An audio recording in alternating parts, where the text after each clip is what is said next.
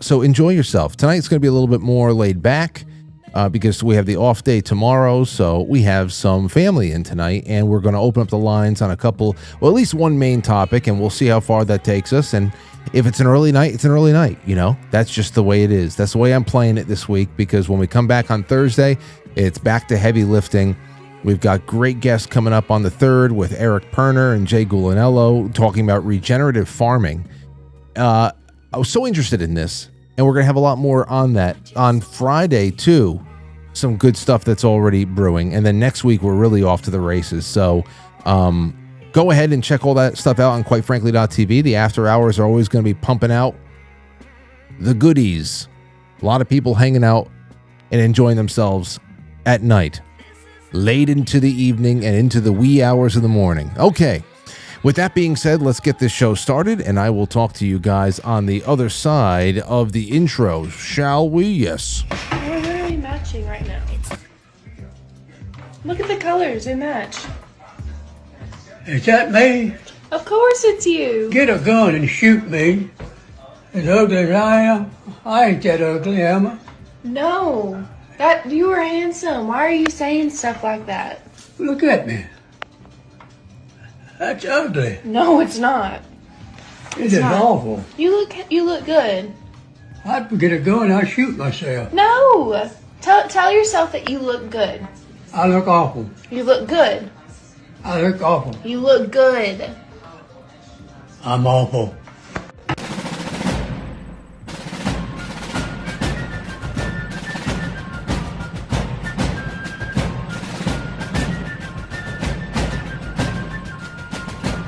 You let one ant stand up to us, then they all might stand up.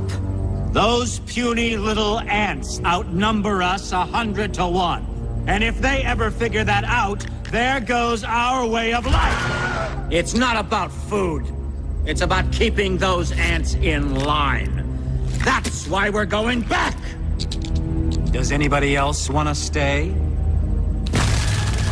Let's ride!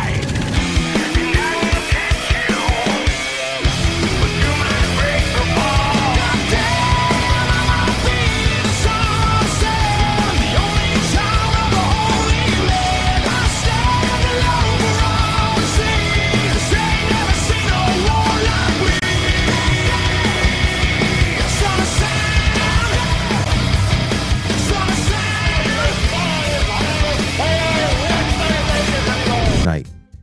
And actually, one was a giant surprise that just showed up. And well, of course, Lauren is to the left of me. What's going on, Lauren? Hi. How you feeling tonight? Pretty good. Was your day a good one? It was a pretty good day. You and Aurora seemed you were very busy. I did my thing, and you guys were doing yours. Mm-hmm. But sometimes we could be in the same house and never see each other. That's very true. It's crazy. It's not a big house. And thank you again for organizing Sunday night. That was very beautiful. I went on and on about it last night on the show, and that was a very nice evening. I'm so glad. Yeah. I'm glad. It was a nice evening. It was a nice evening. Good crowd. So Lauren is here to hang out. Over on the other side is my mom and Aurora. Aurora's sitting on my mother's lap right now. Hi, Mom. How are you? Hi, I'm good. Aurora, how are you? Great. Great. What's your favorite part about today so far? Playing volleyball. Oh, you like that? She plays volleyball in the living room with balloons, and they become very, very competitive, and she's very good at it. Isn't that right, Aurora? You win a lot, don't you? And speak right into the microphone. What is your favorite board game to play at this moment in your life? Tic-tac-toe. Well, but what about Candyland? Don't you like playing Candyland? Mm-hmm. And Aurora, she does something very special with Candyland. She is, again, very competitive. She loves to win. And when she feels things aren't going her way, sometimes she might even stack the deck, right? Aurora, if you want to win, what will you do sometimes? I will skip the card. You'll skip the card that you don't like? It's called cheating. It's called cheating. Steven said I like to cheat. You know, well, we told her, no, you can't cheat at Candyland, because if you start with Candyland, then it'll end with your taxes. So what starts at Candyland ends with your taxes. And then a pleasant surprise for the evening is my cousin Sheri's here. What's going on, Sheri? Oh, not much, Man, I'm sorry I didn't have anything psychedelic in the notes tonight. Well, I've got plenty to talk about. I brought some paper dolls and stuff. Paper dolls? Yeah, Clinton paper dolls. Oh, okay. Well, I want to know all about them. Yeah. Wait, what do you mean? Okay, so tell me about these. Oh, they're actual Clintons. Yeah, I put him in Hillary's dress, though, because it was a fitting match. Oh, because it's blue, of course. Could it be the blue dress? The blue dress. I think it's the one he was wearing in the picture. He wasn't wearing Monica Lewinsky's in the picture. Did you make these? No, I got a book. I found them in a used bookstore. Okay, see, this Not is crazy. the best of shape. But Now, this is what you have you don't have the physical location anymore. No, I don't. I just do auctions online now. But you have a knack for finding incredible stuff. We've talked about this on the air before because there's several times you showed up here bearing very unique gifts for the studio. And how the hell do you find stuff like this? There's a Clinton doll book. I love book sales. And in the town, in Sandy Hook, they used to have a yearly one. And it's a big event. They fill the whole school with books. And I would just go over there and I always want the psychology books and the books. There's just a certain period of time I collect, like the 60s and 70s and stuff they were writing. I forgot the section, what it's called. Anthropology, I guess. I think that's what it's called.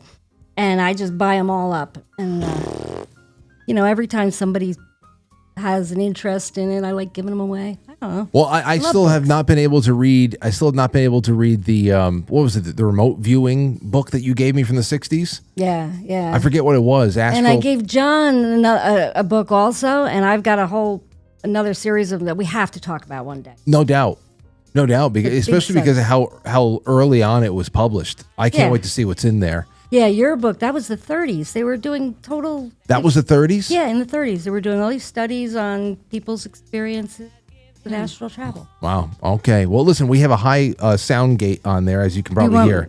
Just get a little bit closer so you don't get cut off, physically cut off. There you go. All right. Well, hey, I mean, we're just going to be hanging out tonight. One of the things I had over here that I wanted to open up the lines for, first of all, there's all types of, Q&A. Call in if you want, ask questions, make a statement, hang out, whatever the hell you want to do. The lines are open. Give us a call. It's 914-200-0269. But I have a thread here that I would love to throw out for some inspiration for calls and maybe for people inside of the room here right now. And that was this. What has gradually been disappearing, or what has gradually disappeared over the last 10 years without people really noticing? This was posed by a Twitter account called Science Girl, and it got passed around a decent amount last week. And I said, this would be good for a night like tonight. And I know that everybody's going to come up with something different, especially if there's regional things that you don't see anymore, or something that's just not part of the culture at all in contemporary, the times that we're in right now. But what has gradually disappeared over the last 10 years without people really noticing? As you guys come up with it, you can just shout it out in the room, and you can call in right now with that. Please do so. Other than that, is there anything that anybody comes wanting to say here? And do you any thoughts? Or well, like, what was it yesterday? We were driving around, or excuse me, over the weekend, we saw that guy walking down the street, and he was just smoking his cigarette and like enjoying his morning on his stroll to wherever he was going. But that casual kind of smoking, just like out and about, you definitely don't see that as much anymore. When you do, they're like, someone's like hiding in a corner, or, just you rarely see it. And thankfully, but especially not in the younger kids. I like the smell of it. I like the smell of a cigarette, like on a sunny day. I don't know. It reminds me of hanging out at the beach. Very nostalgic. I like the smell of cigars at the ballpark. I remember you can still get the smell of cigars at the ballpark at one point. Not anymore. Can't get anything. But I agree with the smell of tobacco. Tobacco, there is the smell of tobacco, and then there's the smell of your clothes after you're in a bar or in a smoker's house. There's two Yes. different. There's Yeah. two different kinds of smells. Absolutely. There's There's outdoor smoke smell. I'm surprised that anybody likes any sort of cigar smoke smell. Yeah. Well, again, after the fact, I understand why people wear smoking jackets. So I understand smoking jackets. Why do they wear smoking There's jackets? some fruity smells, though. I like those. Oh, that's not what I'm smelling. I must be smelling terrible.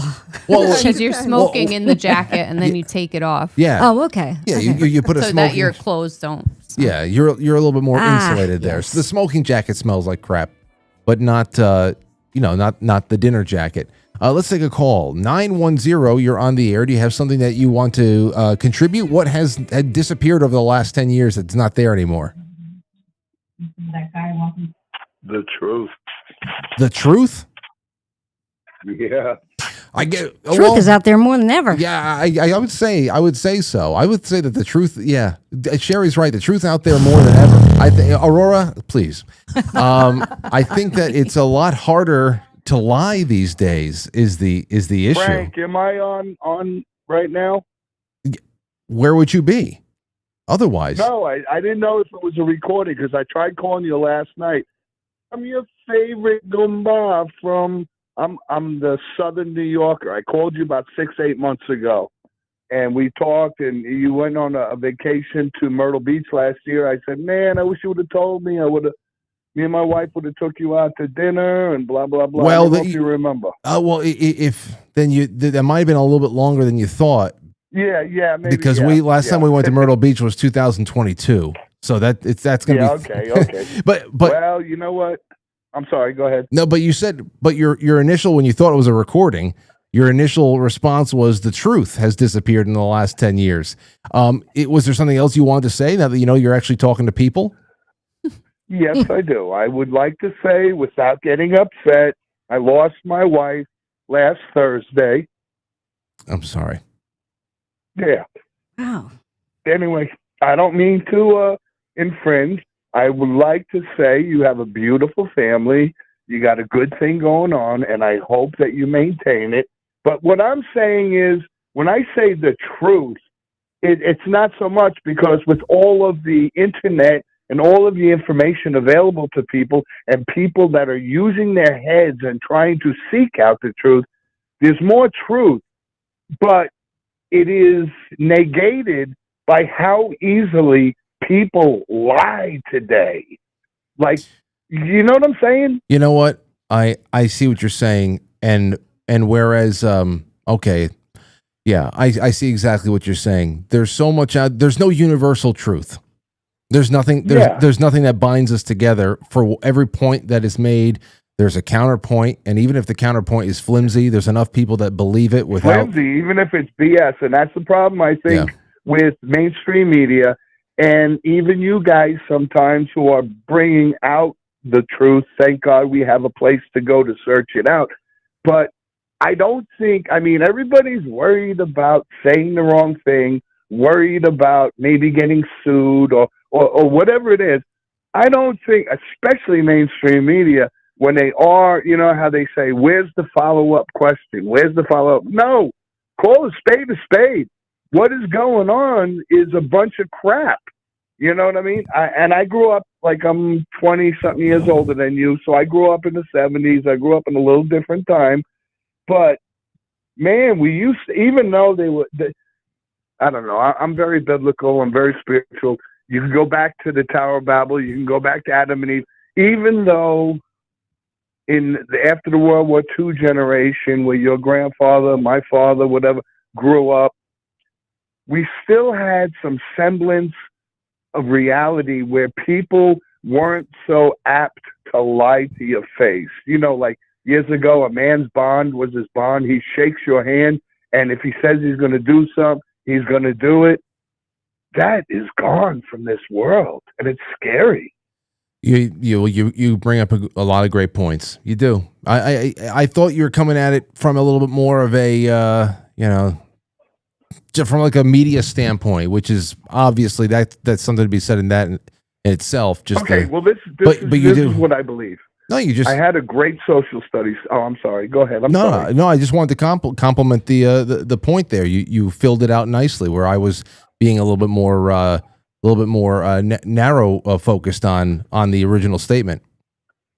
Well, your family is beautiful. You are beautiful. You're doing a beautiful thing. Love to, like, I might come to New York. My wife died. I got to go to Massachusetts to bring her kids a lot of things that the mother had here. I might stop in New York. I'd love to figure out a way to get a hold of you or get in touch with you, because I got some stories I could tell you that would probably turn your head. I will not be at liberty to tell them now, but I know some things about the government and the government people. I've known it since the 80s. And I was thinking maybe someday the FBI or somebody was going to come knocking at my door because of some of the things I knew. Another story, another time. But there's still time for that. There's plenty of time. No, there's plenty. Here's what you got to do. First of all, email me tonight, because I just want, me and Lauren, we want to send you some stuff. I want to send you some coffee and some I don't know. We'll just take some shit from around the house. We're gonna send you stuff, and don't send me any of them New York roaches. No, I'm gonna send you some roaches. I'm gonna send you a whole bunch of stuff. But also, not only do I want to know where I can send you some things from the show. Let me know when you're passing through, and we'll see what happens.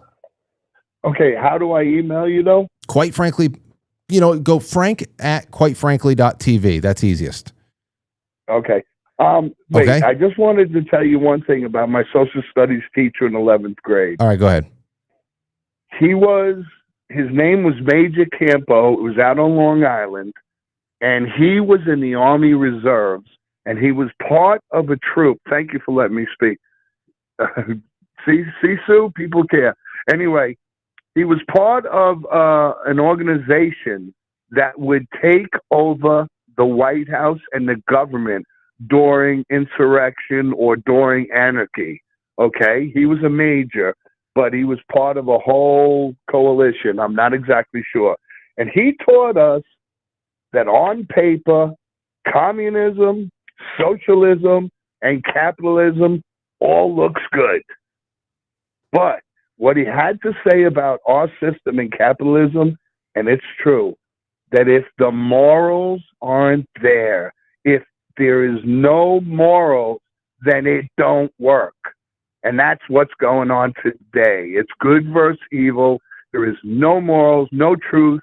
People lie as soon as they open their mouth. And that is the problem with what's going on with our government, because holy mackerel, forget Trump. I don't know who to trust anymore. You get it? Oh, totally. Two things real quick, because people want to know more from you. I would say you should. I have a pretty open night that is developing right now on Friday night. You should call if you want to tell some of those stories. I don't know if you needed some time to figure out what you'd want to even go public with. But if you want to I'd like to talk to you personally first. You heard that chat room when you hear it. You heard that chat room? He wants to set it through a filter first. But okay, so yeah. On the capitalism thing, I would say is when it comes to a free market, it is the best reflection of what we are as human beings. That's why it's not a perfect system, because human beings aren't perfect. Right. So if you have, but the higher the morals, the better the system works. Is my point. Exactly. And you look at it. Are we a high trust society right now? No. I mean, there's probably somebody out there. Yeah. There's probably somebody out there who will call in tonight, maybe, and say, "Oh, I'll tell you what disappeared. Not 10 over the last 10 years, but maybe 40 years ago, was the ability to go to sleep without locking my back door." Do you want to talk about high trust society? Yeah. I mean, that goes into the free market too. How do you conduct yourself in an economic sense? Are you a swindler, or are you out there really in a voluntary, trying to conduct, fair business in a voluntary way and not trying to coerce people into bad deals? And so I get you. Trust and morality is huge. And when you remove that from anything, it'll turn anything into a hell. Yeah. Hey, listen, one more time before you go off. Yeah. I send my love to your beautiful child, your wife, your mother, your father, everybody. One more time, what was that web connection where I could email you? It's real simple. It's Frank@quitefrankly.tv. Okay, Frank at Okay, I'm writing it down because it might be simple, but my little brain, especially after my wife just died, is not doing too well. What's your name, first of all? Brian Brian Marr. Brian. Grew up out, in Long Island. And what's your wife's name? My wife was Susan Golter. She was my wife, but she kept the name because of the daughters. Susan Golter. I just want to know who to pray for tonight, and thank you so much, everybody also at home. I know they will be too. And you just please email me, frank@quitefrankly.tv. Okay. You got it, brother. All right, Brian. Have a good one. Nice talking to you, man. Great Bless talking. your family. All right. God bless. Take care. Well, when you get that first call is good call. Great Absolutely. call. I agree with what he was saying. Yeah. The moral relativism, it's such a hard word for me to say, but you have to insist that there is a truth. There is a truth, and anybody who says there isn't, there's one truth. Not everybody doesn't get to have their own truth. That's perspective. Mm-hmm. But they just totally knock that word out and they call it their truth. And that's stupid. Yeah. Yeah, well, it's a very, very high point to be there. You can say one thing about, windows without bars on them. But then you can just go right to the truth as the first one. And that's true. There's a lot that we used to just see the same. And then there's so many layers on top of it that really just, I don't know, person in their life, they do different things. They see things differently based on their personal experiences. And you're naturally going to find things that you don't agree on. But there used to be, especially for successful nations or small communities, they usually have the most important things in common. And now we can't really even wholly across the board agree on gender anymore. So that's it. That's a big one right there. You guys call in. Again, the big question for everybody tonight is what has gradually disappeared over the last 10 years without people really noticing. Let's take a call. 410. William, go ahead. Yo, this problematic Will. What's up, Will? It's been a while. Have you no shame, sir? You no shame? It's been a while. Good to hear from you. Go ahead. Yeah, so the whole shame thing, man, like people don't have any shame anymore. Like, that has popped up so much in this thread over here. Shame. Oh yeah, it's like people will just even like crying online. I would be a show of shame to do to the stuff that I see people doing. And my kids were telling me, like, yeah, whatever is the most cringe, it's like vulnerable, and you just put yourself out there. I got one of my songs. I said, I put my belt on this morning, but folks would rather see my booty. Arbiter of truth only, spit the 66 in the studio. So it's like I put on a belt of truth from some scripture, but folks would rather see my booty. People would rather see me show my behind or do something ignorant or crazy. Just to get, that those clicks and those likes. But that's that, I gotta say before, man, everybody's saying it, but your family, everybody loves your family. Your family's the best. Aurora, she's the sweetest girl, and your we're pretty good wife, family. Lauren, is so supportive. And Cousin Sheri, good to see you. Haven't seen you in a while. Good to see you back. Yeah. And then moms, she went black. She never can go back. We gotta love moms, right? I can go back. So I can go back. Well, but Will, the one thing I never got from you is, unless you sent it to me many years ago, send me some of your music. Number one, I'd like to hear that. Oh, okay. Number two, I would take a listen to this one over here. Someone wrote in and said this: the concept of being tacky. Nothing is tacky anymore. Anything goes, and never is considered tacky. It's just different. And any criticism of it or any kind of negative connotation attached to it is now offensive and is often called hate speech or something like that. But there's so many people have put that out there. Shame. I get it, and I live in Austin, and the thing about Austin, they say keep Austin weird, right? So when you come here, you're going to see stuff you ain't never seen before. So it's just like, I wouldn't do that, but you just let people live. So I get that. Like, that's something like my mom would say, oh, that's tacky. Don't do that. That's tacky. But like personally, I've like living in Austin, I kind of just let that idea. I mean, shame is shame, you know, but then I just, you know, but tacky, that just goes back to preference and more, you know, the mores and culture and, you know, what we do, what we don't do. But look, before I forget, man, I heard something today that I heard yesterday, and I thought I was, you know, want to know if y'all heard about it. The old boy down in Argentina doing some D-class. Oh, yeah. We talked about it last night. And is that real? Is that real? Listen, what I said last night about that was that is one very sensitive issue to turn into an April Fool's joke. So if you got something to show the world about Hitler's, I do not. You know, but I saw another video today, and somebody was like expounding on it and getting into it and talking about it more. Because I guess you mentioned it last night. I guess that's where I heard it from last night. But then I saw somebody else was getting into it today on X. Well, we'll see. And I'm like, we'll see. What? We'll see. You know what? That'll definitely be a nice night of conversation. Whenever the JFK files will pale in comparison to the Hitler and Argentina files. I'll tell you that much. I have one friend, one brother who, and this is the only brother that I like know personally. Like I know people like this exist. But he's a Holocaust denier, right? And I'm like, man, I love this brother, but it's like, man, I can't really go off of, he's a freaking Holocaust denier. So it's like, I don't like never really give it any credence. But when you have stuff like this that comes into the mix, it's like, wait a minute now.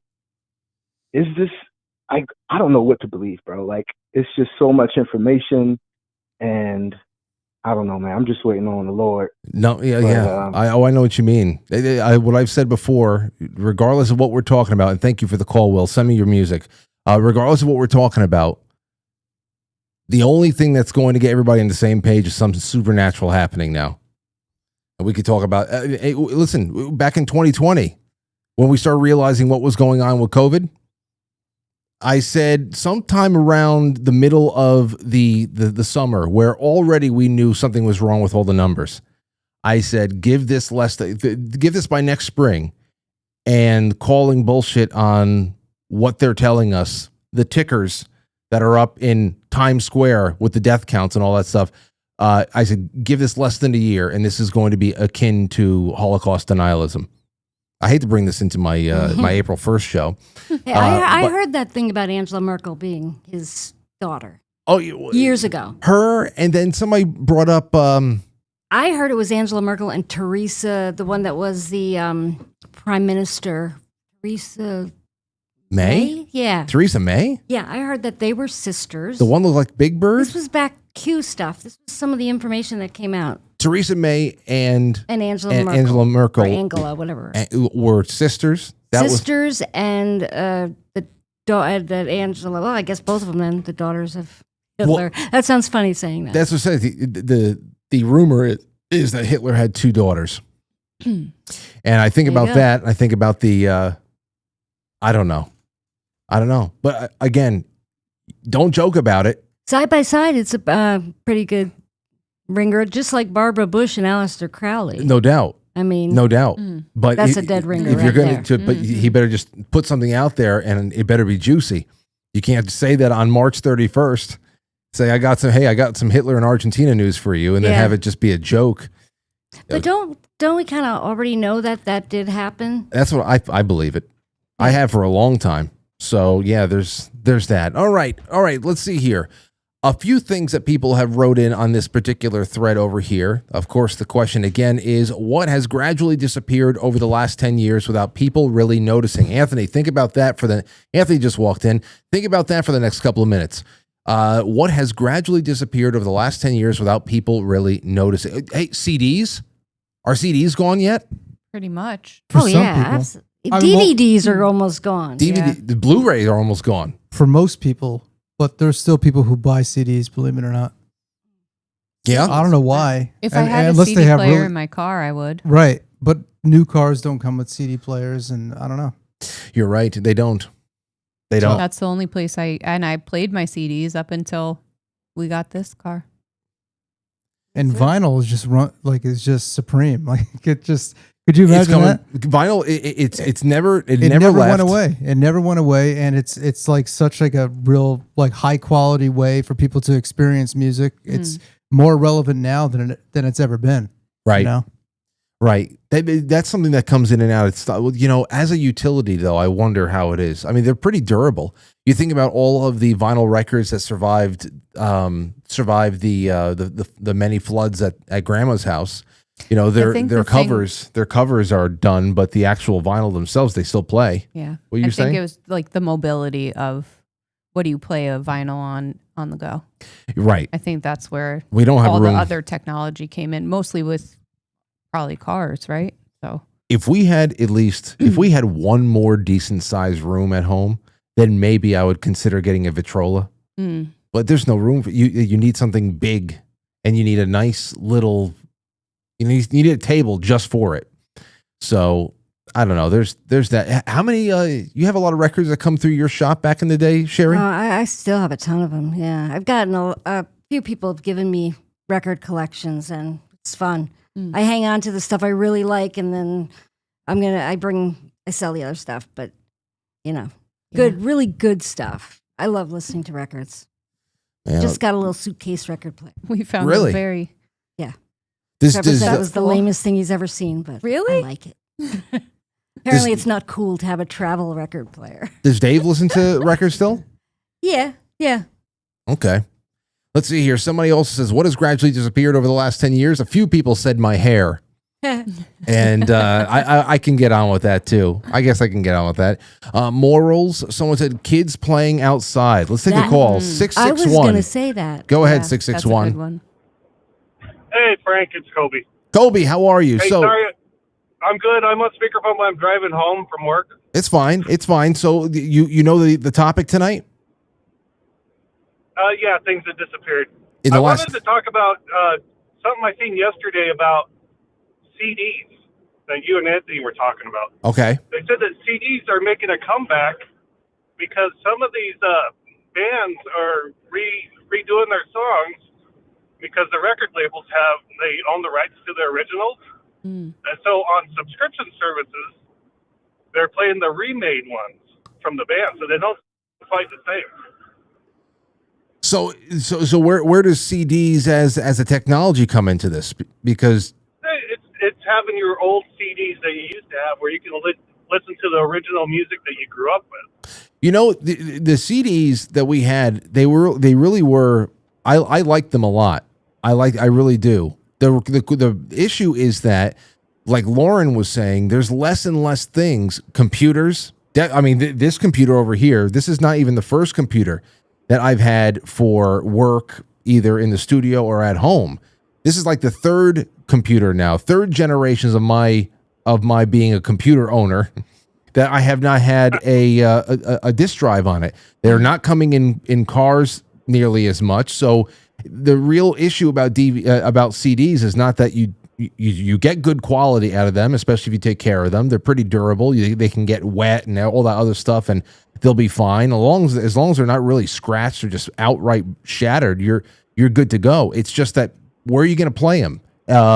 You have to go out and you have to buy stuff. The Walkman sucked.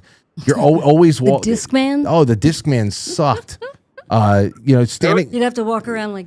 They would skip. Yeah. They would skip just standing still. They would skip. Yeah. Yeah, it was horrible. But there was two other things that I seen on this video that he was talking about. Compression of the songs was changed, and they're going through and auto tuning some of the mistakes that people made during the original songs. I love the sound of a normal human voice. I don't want to hear everybody getting every note perfect.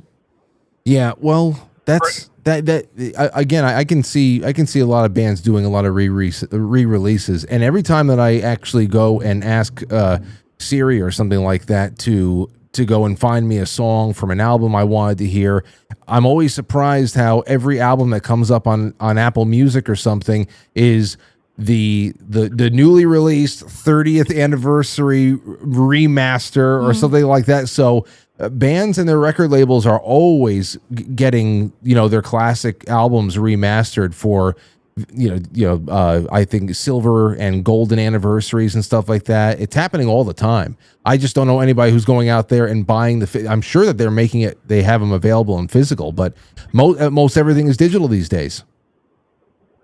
Absolutely.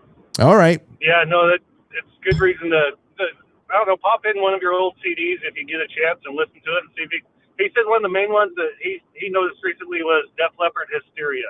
It doesn't sound the same anymore. It doesn't? What about it? Because I would never remaster. I'd be very hesitant to remaster anything from that era, especially Def Leppard and all that. The way that drums were captured, the rooms were mic'd up and all that stuff. It's just too warm a sound to clean up. Things sound really clear and punchy today, but they're also very sterile sounding. Especially with rock music. So. Yeah, that was one of the ones that the band went and remade again, so that they could start making money off their old songs, not the record label. They said that there was Queen albums that they were cleaning up, like Freddie Mercury's voice with auto-tune. Oh well, that's stupid.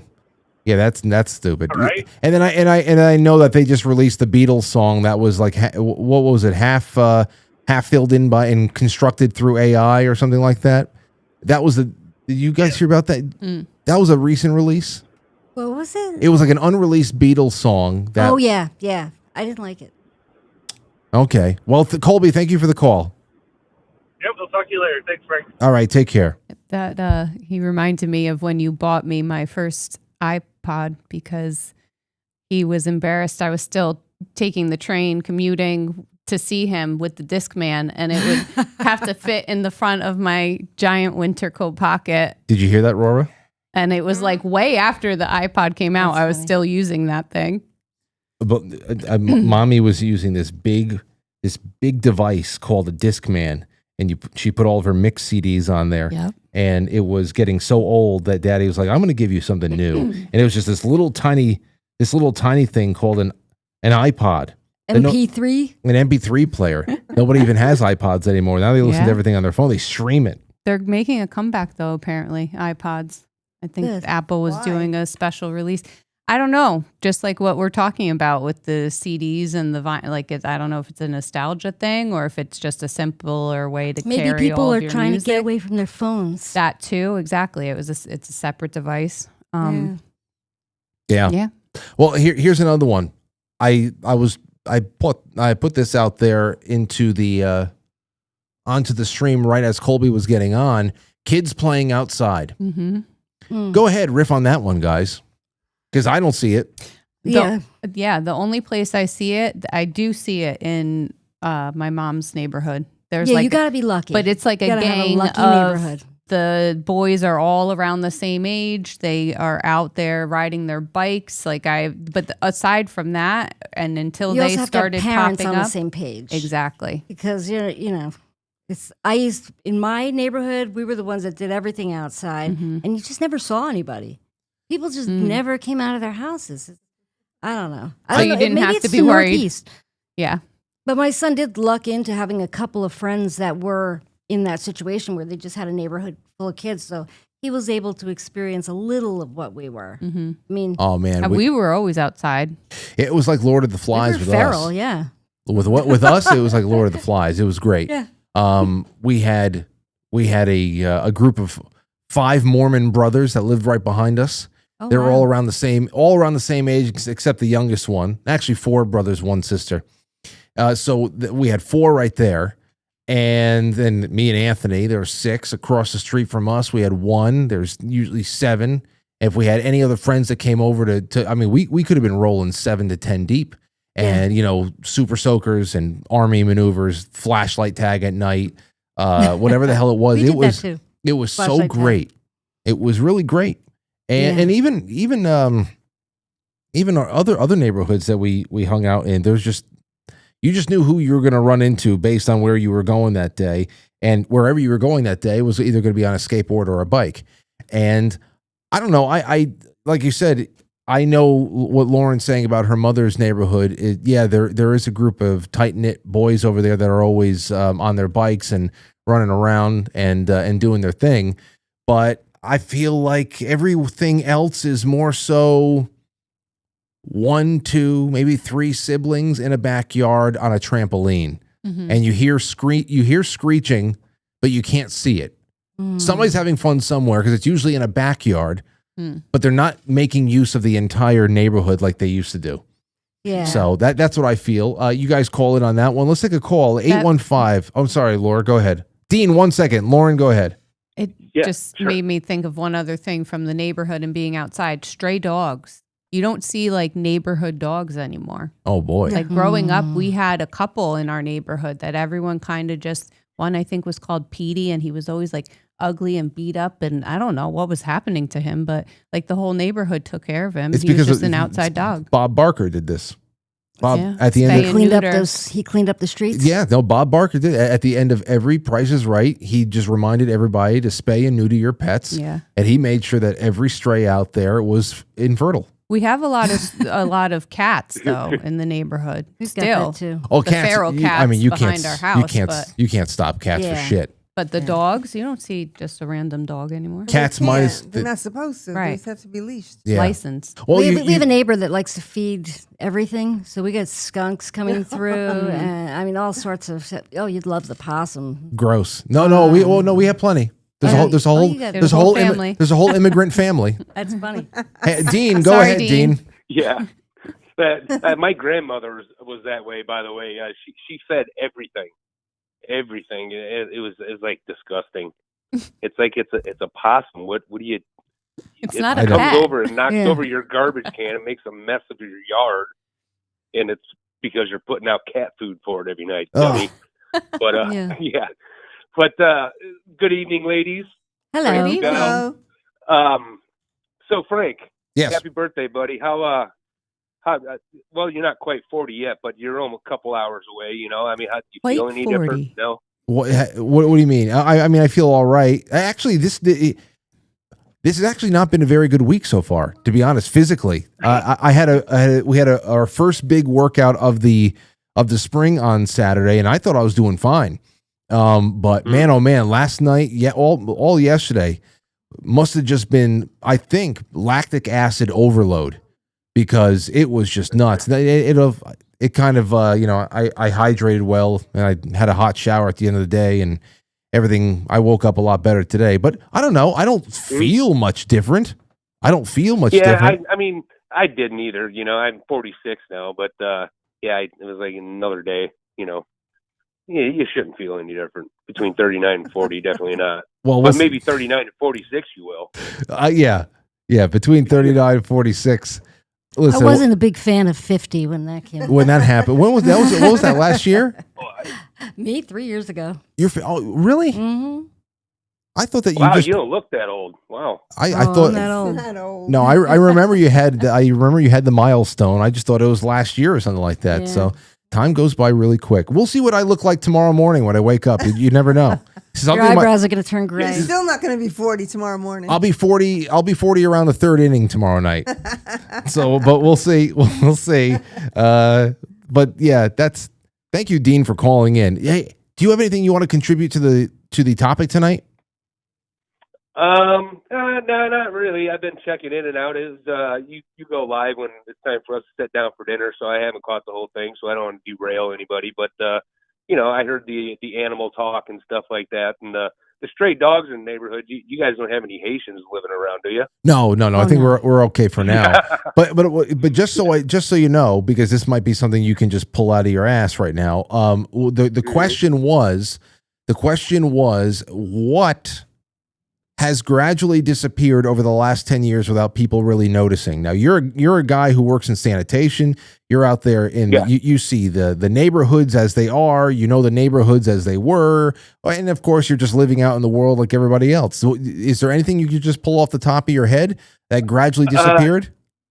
Yeah. I mean, it's especially in the summertime, the children are out of school, and when I was a kid growing up in the, late 80s and, throughout the 90s, it's like in the summertime, we got up, had breakfast, out the door by 8 a.m. and didn't come back until either lunchtime. And if we came back at lunchtime, it was be home at dinner time. And Mom never saw us, until that time. But it's like, I don't see children outside playing like we did when we were kids. That's what we were if just they're saying. outside, they got a phone in front of their face or something. Yeah. And it's, I don't know, just that, that childhood wonderment in just the magic of just being an innocent child and out with your friends, like on an adventure somewhere. I just don't, I miss that, especially late at night, the sun's going down, it's dusk. You don't hear the children screaming anymore in the neighborhood, playing tag or whatever they're doing. You don't hear the talking in the distance and, from the adults sitting around on the back patio or something, it's, but especially summertime, it gets me more than any other season, just because I remember being a child and remembering what we used to do, and I just don't see any of that anymore. Well, thank you, Dean. That's exactly what we were talking about right as you called in. So that feeds into that perfectly. Yeah, well, I'm glad I can contribute. And once again, buddy, happy birthday. Well, thank you. It's very nice. Yep. Very nice of you. And I'm just one of those things, one of those days, a 12-month period of time we always hit. Hey, speaking of, Krista sent this to me earlier on today, and I remember talking about this earlier, not earlier to anything. It was maybe 1 or 2 years ago when we were discussing the idea of the 13-month, 28-day calendar. And she sent me this reel or something like that went back to the idea that April 1st is essentially it's the new year. That the first of it, because April is actually should be the first day of the year. And that when you just think about just the names of the months themselves and where they should be, and how everything is offset by a couple of months. When you think about October being the 8th month, the 8th month of the year, but it's the 10th for us, and then Nove 9, Deca 10, and it's all but it's offset there, and then taking everything down by 28 days and having it all perfectly lined up according to the lunar cycles and shit, that many say that April 1st should actually be almost like New Year's Day. That's cool. Yeah, well, it's something to think about, as well as the children disappearing in the neighborhood. I have a question for your mom. Do you have a story about his birthday? Was it a particularly easy birth?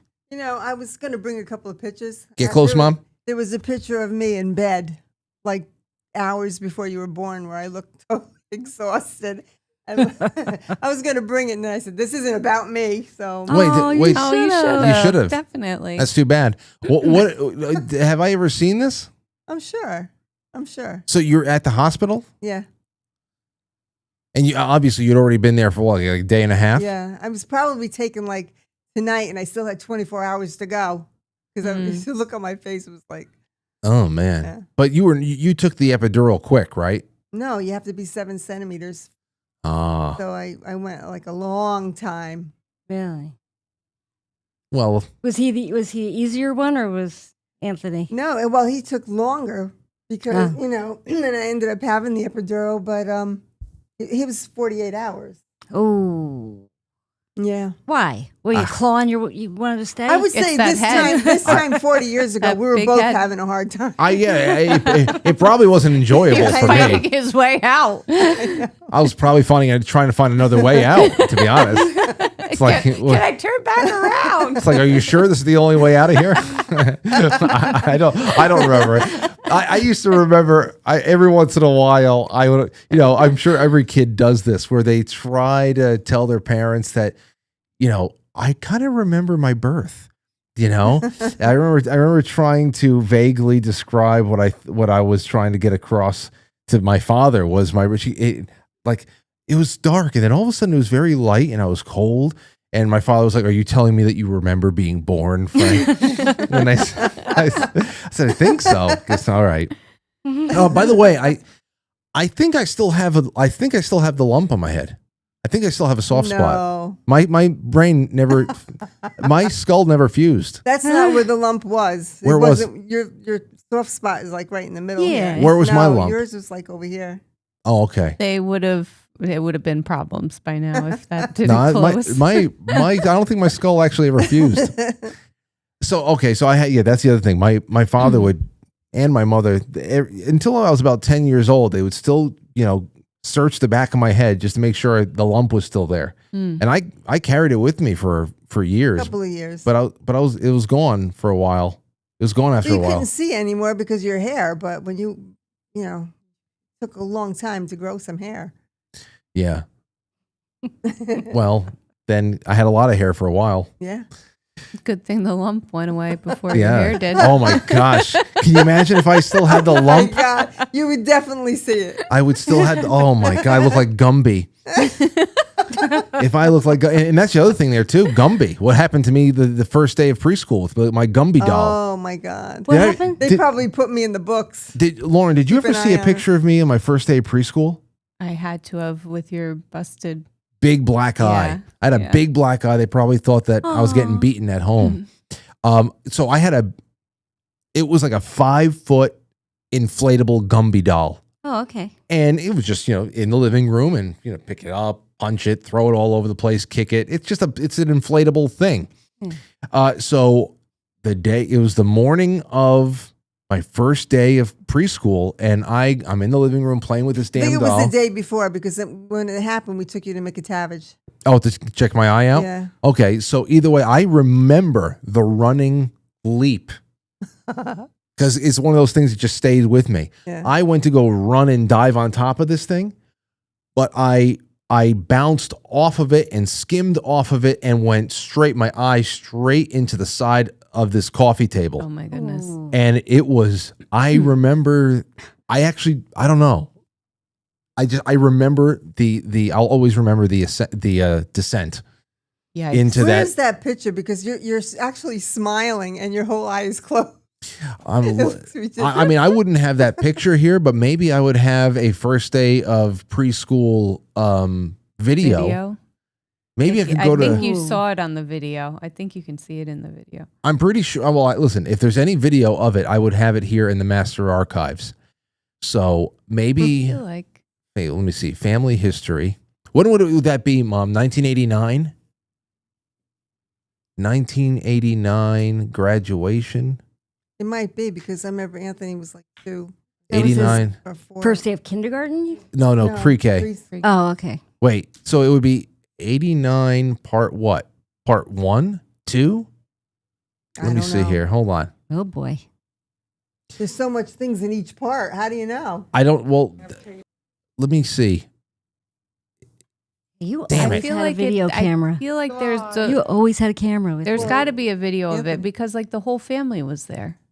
Yeah, no, I know it's definitely there. I just want to know if it was if it was first day of school and it was September, then it would probably be like 1989. I have 1989 part 1, 2, and 3 over here. And then I have 1985 Valbiro stock, 1989 Valbiro stock, then 1989 July 11th graduation. Who graduated in 1989? I did. You wouldn't have my graduation, though, I don't think. From high school? Yeah. Let's see. What the hell? This No, I wouldn't don't. be I me. mean, maybe I had a party. Would this be me? No. Okay, so then this is all. Oh my God. What is it? It's my 8th grade graduation from 1999, but they labeled it wrong because, of course, this is the one thing that you and Dad never did.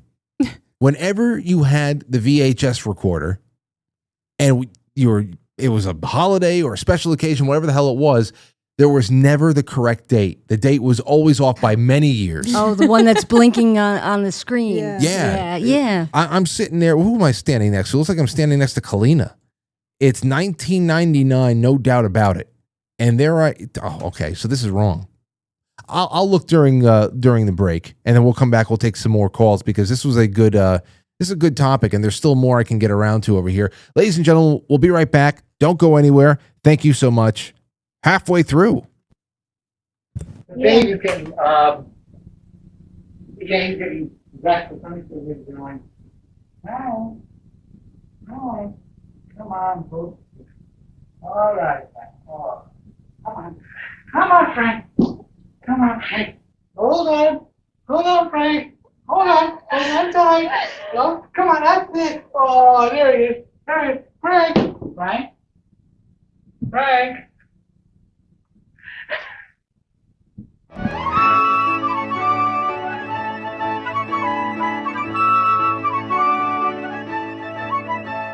Welcome to Intermission.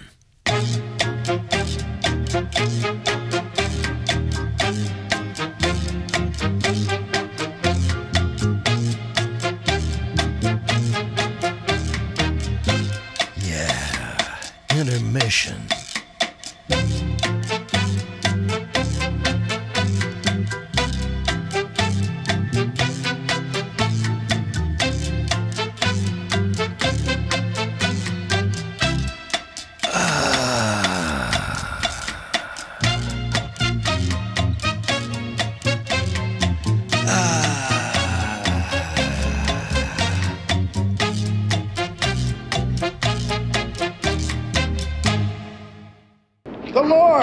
The Lord Jehovah has given unto you these 15,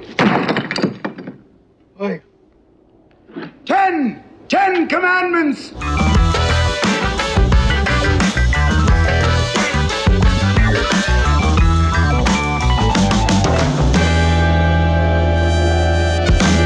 Quite frankly, he's amazing.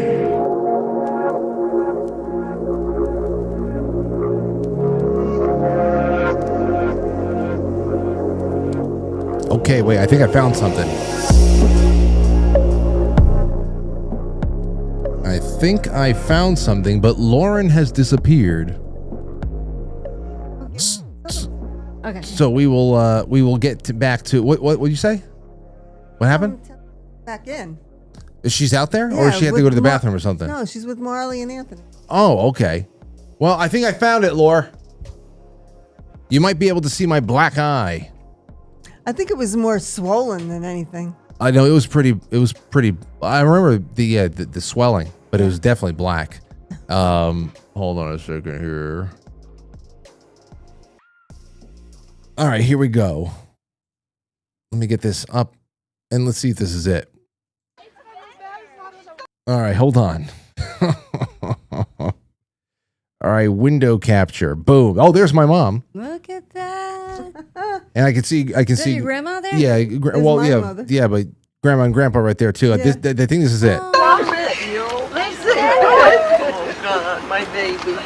Well, everybody thinks we're nuts. Look at her. Come on, look up, Look at Frank. this crowd. There's it. There's it. What the hell's this? What is this? Happy birthday to you. Happy birthday, Oh. dear Frankie. Happy birthday. Oh, thank you so much, honey. Thank you, baby. Oh, this is so nice. Thank you so much. I didn't expect any of this stuff. I thought we were going to be in and out of here in an hour, to be honest. I didn't think we had enough material for 2 hours. And now we got so many people. This is great. What is this? Brownies? It's a chocolate ganache cake. A Cut it, I'm hungry. 3 ingredient, Wow. flourless chocolate ganache cake. Okay, tell everybody what the ingredients are. The ingredients are. And now this is a new recipe, so I can't. Here we go. We'll find out what everyone thinks. You Come want on- to say the ingredients? come on. It'll be applesauce, peanut butter, and cocoa powder, with a dark chocolate and coconut oil ganache topping. I can see it's very fudgy. I can see my reflection. Well, in this. actually, What's up?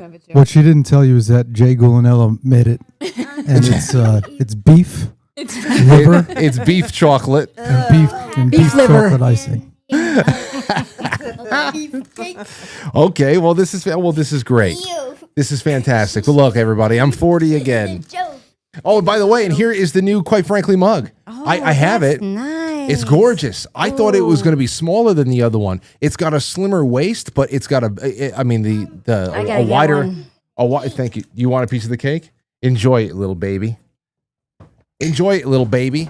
Hold on, Lauren. You want to see? If I can catch a glimpse of my black eye? Yes.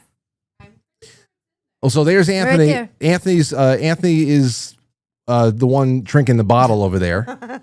Okay, so let's see here. Frank, turn around, Frank. Let's go. All right. I kind of look like the Toxic Avenger. You saw my eye was bulging out. Have a good day, Frank. Come on, you're gonna see him. Oh man. Why not? We came this far. Wait. Go see brother. Craig, go up with brother. Wait. Hold on. Hold on a second. Frank, did you do that? Frank, what is that?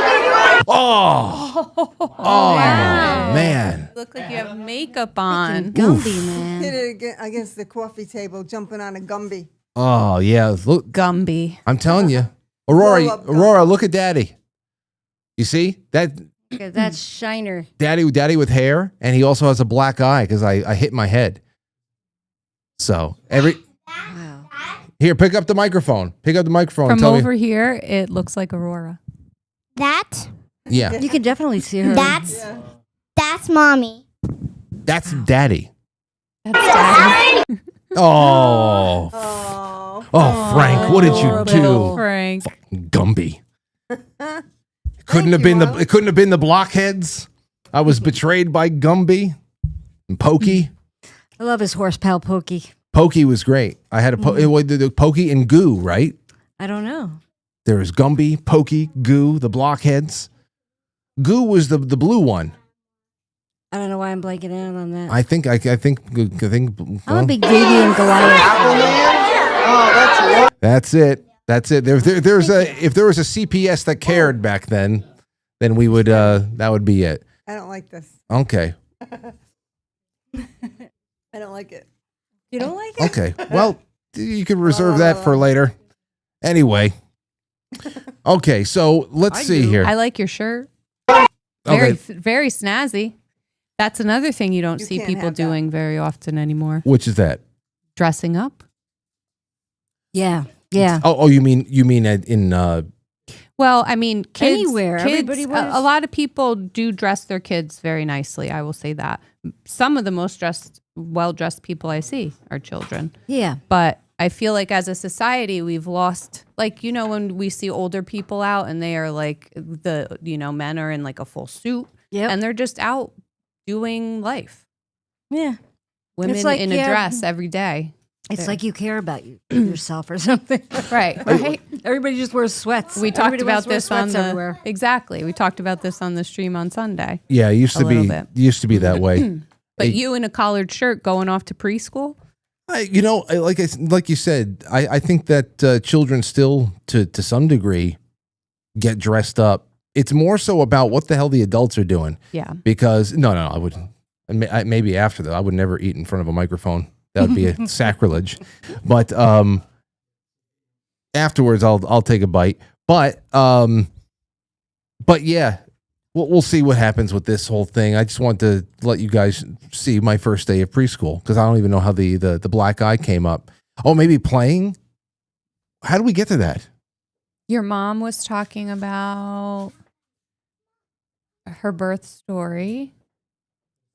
I don't know. Somehow we got there. Something like it. Well, anyway, kids playing outside. Oh, the bump on your head. Let's see, free speech. I'm seeing other things that disappeared. Oh, well, here's a general one. 914-565-60. No, that's the old one. That's yeah. 914-200-0269. Gosh, I still have all these phones. 200-0269. Give me a call. Here's another one I'm throwing out there that has popped up a few times in this thread. The ability to be bored, which I think is just, we talked about that here too. Someone says the ability to be bored is just gone. For every free second, it gets filled with a new scroll, a new swipe, checking random shit for no reason. Waiting in line, it just takes the phone. You just take the phone out if you're waiting in line. Sitting alone, gotta watch something. Even walking in silence feels off. Like our brains need noise just to function. That's why there are some times in the car, even with Aurora, that she says, can as soon as we get into the car, put the music on. Depending on how far the drive is, we're going to go without that. But otherwise, I like putting music on and all that stuff. Whenever I feel, you can tell when somebody just wants something on to kill the silence. That you got to rail against. You got to lean in. Lean into the silence. Yeah, you got to lean into that sometimes because it's just not right. It was nice though seeing Aurora the other day at your place, and she was just playing pretend games, which I love. She does a lot of and you see that pretend so play. rarely with kids. Yeah, they've always got some sort of thing in front of them, tablet or something. Yeah, and I was think just hanging out. We've tried to be intentional about there just being time where she just has to kind of figure it out. Yeah, she does carry her phone a lot. She does, and she's always calling somebody. Yes, it's fake. she is with her fake That's phone. funny.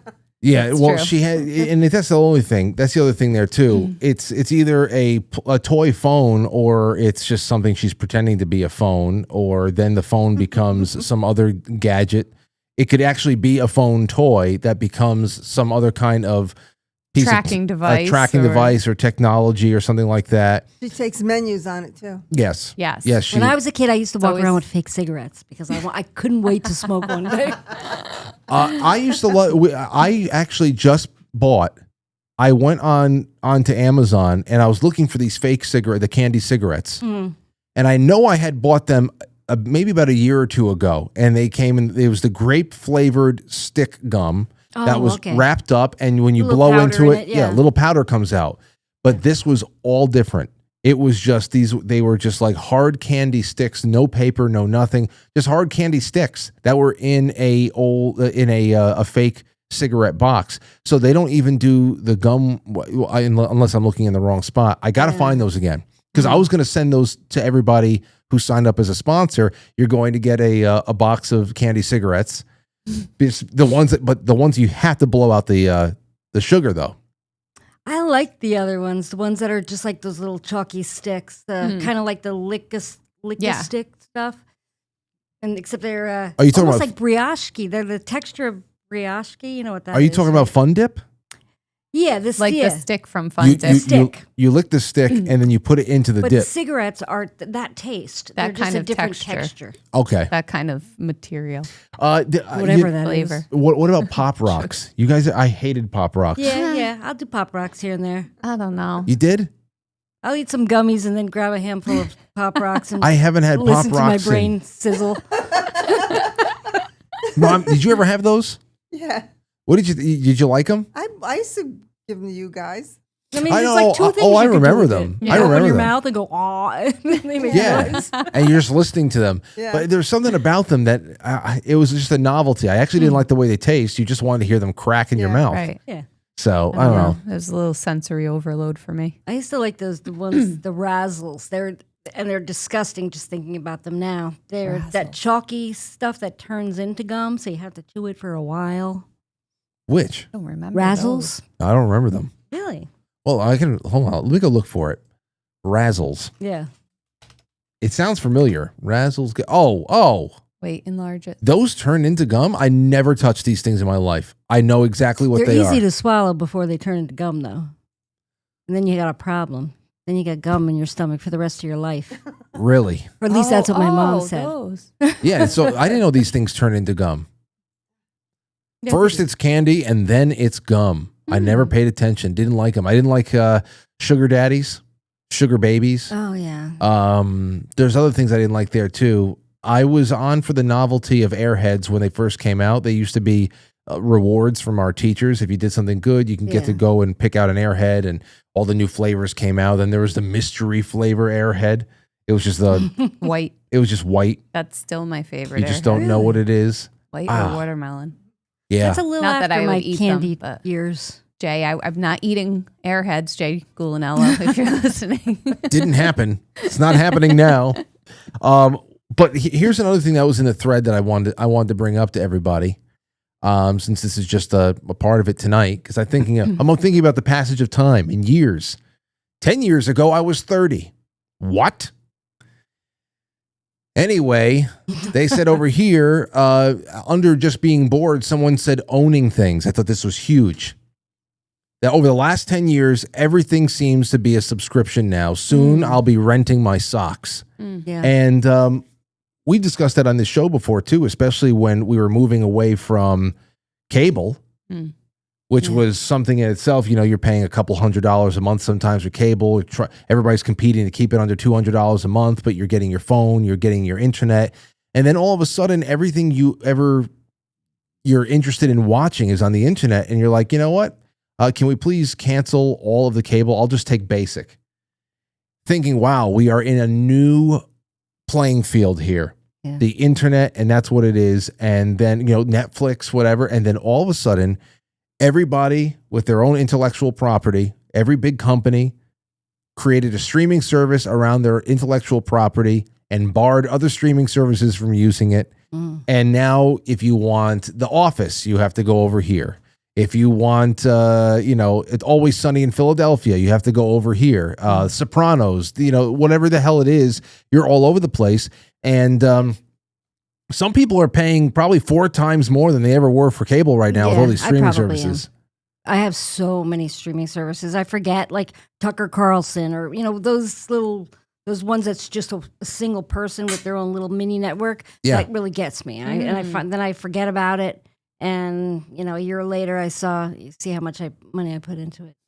Yeah, it's tough. It's tough. It's tough. It's one of those things because, Tucker Carlson, he doesn't have to work another day in his life, and he probably his content is good. I know. Once you've seen it, you've seen it. My whole thing is this.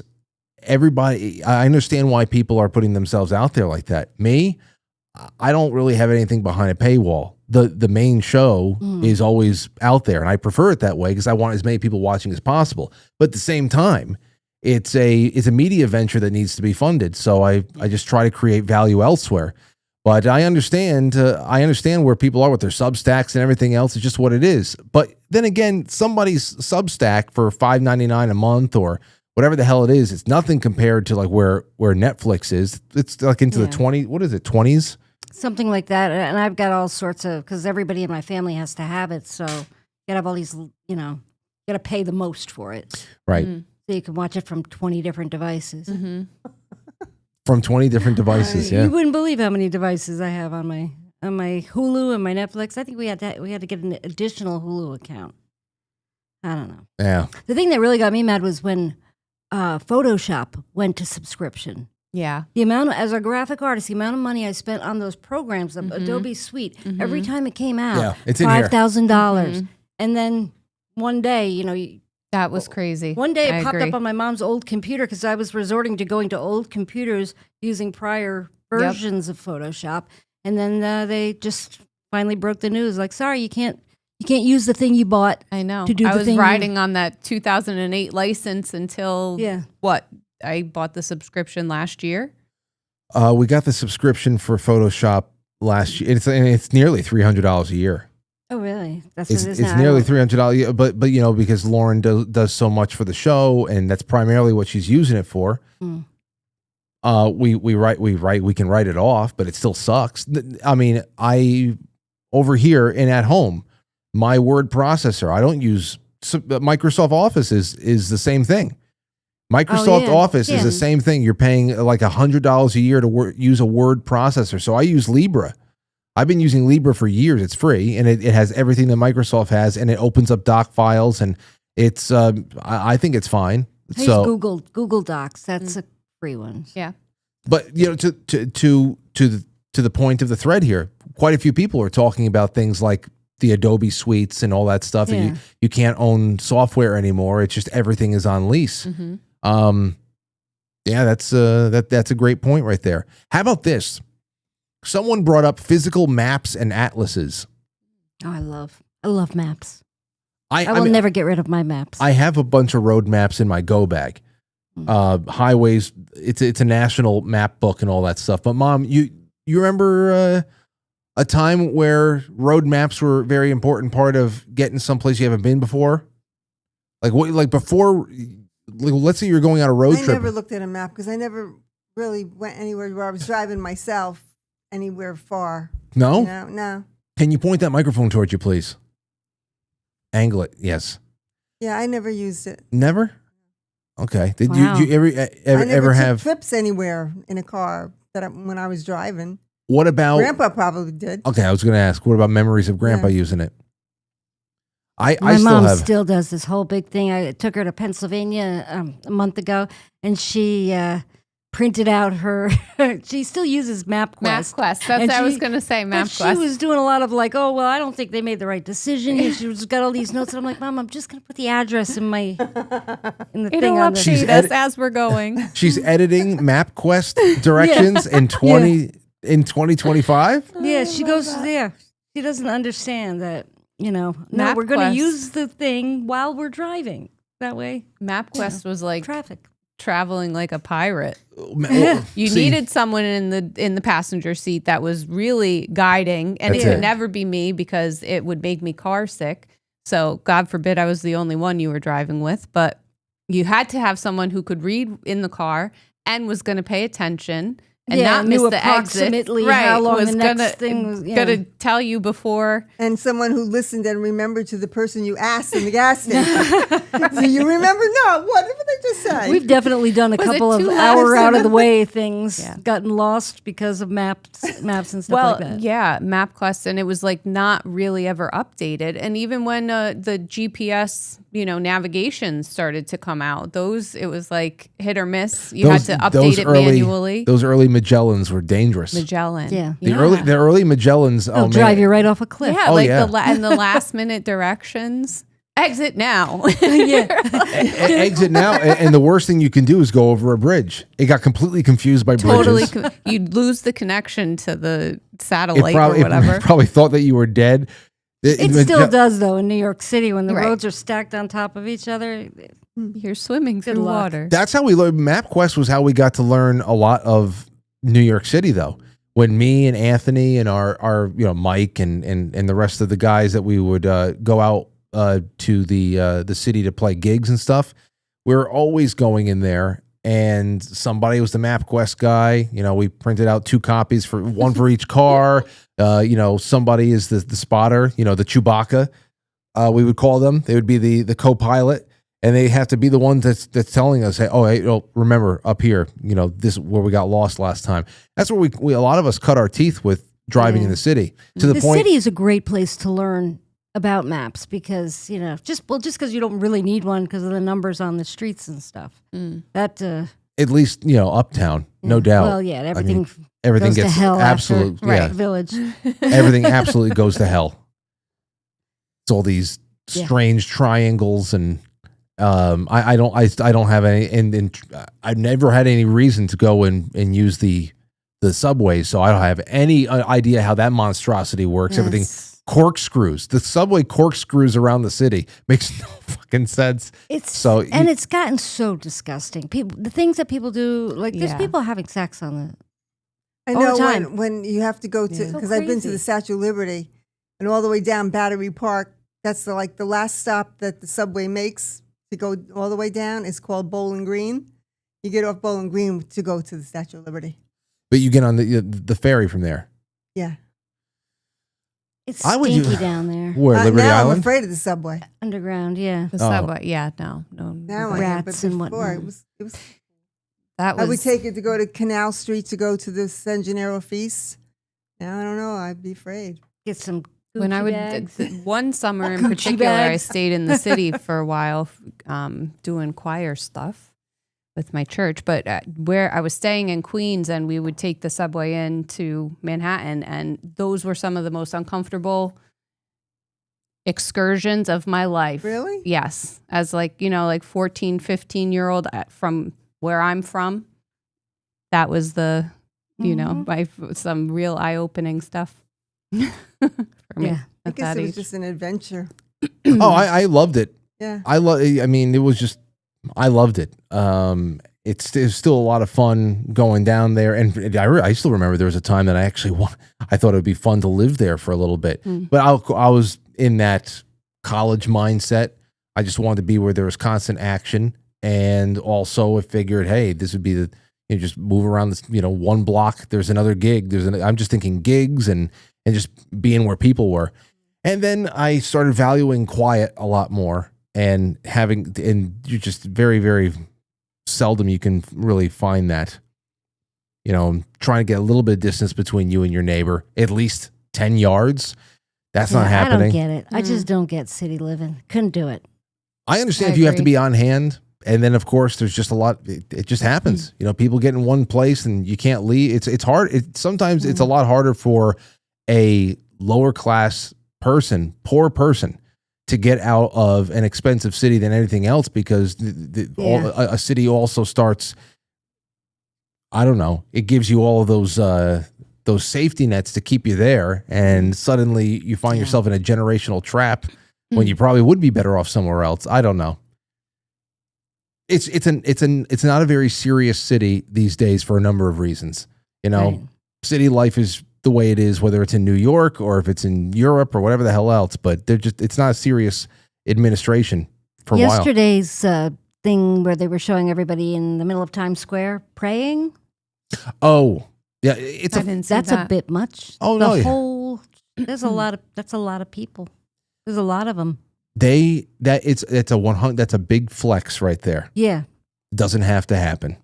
It's a big flex right there. They like and they did it everywhere. Madrid. I saw pictures all over the world. Yeah, the Islamic calls to prayer in the middle of gigantic metropolitan areas, right in the middle of the street. That is a giant flex right there. Because anybody else who did that, forget about it. No, we get arrested if we said a prayer in public somewhere. Let me God forbid there was an abortion clinic around. There's some other things that have. Well, no, that was all much more than 10 years ago. But let me throw this out to you guys, because I want to take a couple of calls, and then we'll let's just go to the call right now, and then we'll do this to end. 651, you're on the air. Go ahead. Oh, it's Chewy. It's Chewy. How are you, Chewy? Chewy from Excelsior. I'm good. I heard the Chewy comment. Say, I got a great map story, right? The Atlas. So we got back into atlases. I bought all my kids one for Christmas, and my brother-in-law. So my brother-in-law is driving to Florida, right? And on his way back, they hit a snowstorm this year, right?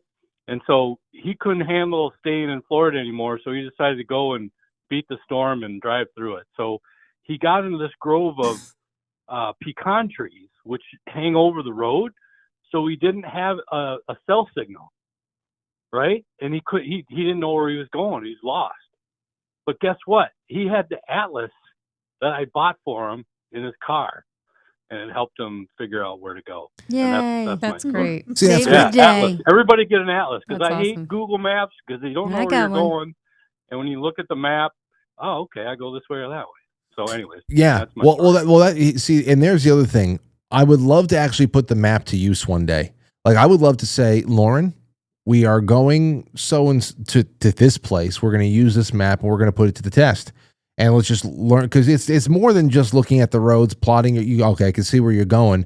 But for example, like what you're talking about right there, in a situation where you were on course for somewhere, you thought you were on course, and suddenly you find yourself lost, and you then have to go and you want to dig out your map to get yourself back on track, to be able to triangulate where you are. There are a number of things that you have to get used to doing, like you're paying attention to mile markers on the road, and other things there too. So I think it would actually be a great practice, just every once in a while, maybe once or twice a year, try to go to a place you're not too familiar with, but only use a paper map and see how it turns out. Yeah, and it's a great thing to teach the kids too on how to read a map. So anyway. Well, thank you for that, Chewy. Okay. All right. See you later. Bye-bye. See you later. All right. Listen to this. And this has come up before. One of the great mysteries to me, someone says, is insects used to be everywhere. When I was a kid, it felt like collective population has gone down 99%. Somebody underneath that said butterflies and lightning bugs in particular. Now, mosquitoes have not gone anywhere. They all live in our yard. I think they're cyclical, though. I've been getting a lot of lightning bugs the past couple of years. Last year we saw a bunch. Last year it was nice. I feel like some years it's like feast or famine. Last year it was pretty cool. That was the first year in June. Last year, June 24, is when Aurora was actually able to stay up late enough to see them show up. And it was like she was running through. It was magical, twinkling all over the place. But there's some years that I remember saying, where the hell are all the lightning bugs? Yeah, there were years we didn't see them. Yeah. And I couldn't give two shits about the mosquitoes, but what people have been talking about for a long time now is, especially when they're going on long road trips, even just coming from from our town over here to Stamford, Connecticut or something like that, what the front of my mother's Explorer used to look like with all of the bugs that were being splattered. We used to have to get bug deflectors on the front of our cars. You remember that? Yeah. Well, that used to be that must have been a $1 billion industry in the 90s. Bug deflectors on the front of your car, and I mean, what the hell happened? Sprayed chemicals all over everything, and some bugs went away. The last time you remember the last time we saw that? Maine. The first time. The first time we went to Maine in 2018. Okay. It was the last time I saw my car just like riddled with dead bugs. And we rolled up at the inn, and I said, "Holy shit!" We're looking at the front of the car. I said, "Wow!" And I'm bringing a mosquito net this year. Never since. They weren't mosquitoes. There's something else. These things had like they must have been setting personal records at the gym. They were huge. Like beetles. Just exotic. Yeah. Men in black bugs. Like okay? big mothy. Yeah. Things. Things that when they hit your windshield, you almost think it might have been a pebble. Yeah. And then you see there's a that's splash. different. Yeah. We didn't have that when we were younger. And I remember seeing a few, over the past couple of years, a few moths that I just couldn't understand the size of them. They were like birds.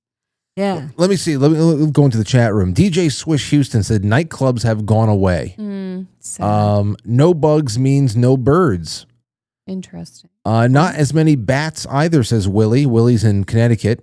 Let's see here. Bugs are diminishing from chemtrails.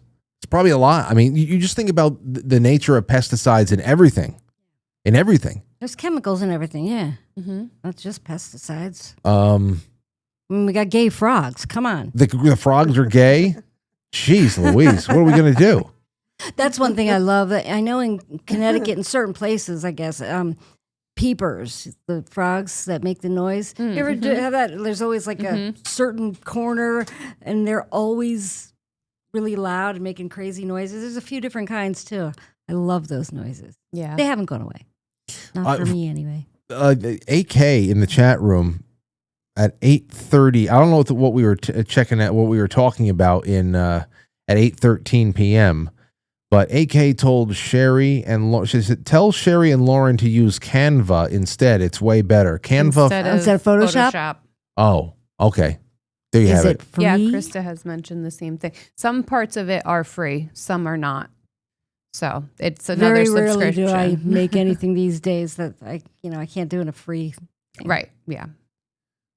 Well, there you have it. There's that. They do have a lot of options. Thanks, AK. All right, so bugs, 914-200-0269. Let me get to the super chats, and then we'll, quite frankly, I should have said that before. We'll get to your Rumble rants and your super chats, and then we'll be on our way in a little bit. Dooku Dan says, I don't see kids flipping baseball cards due to the collector's market sucking the fun out of it. No malls with game arcades. No one writes actual letters. Binge watching shows removes the fun of anticipating next week's episode.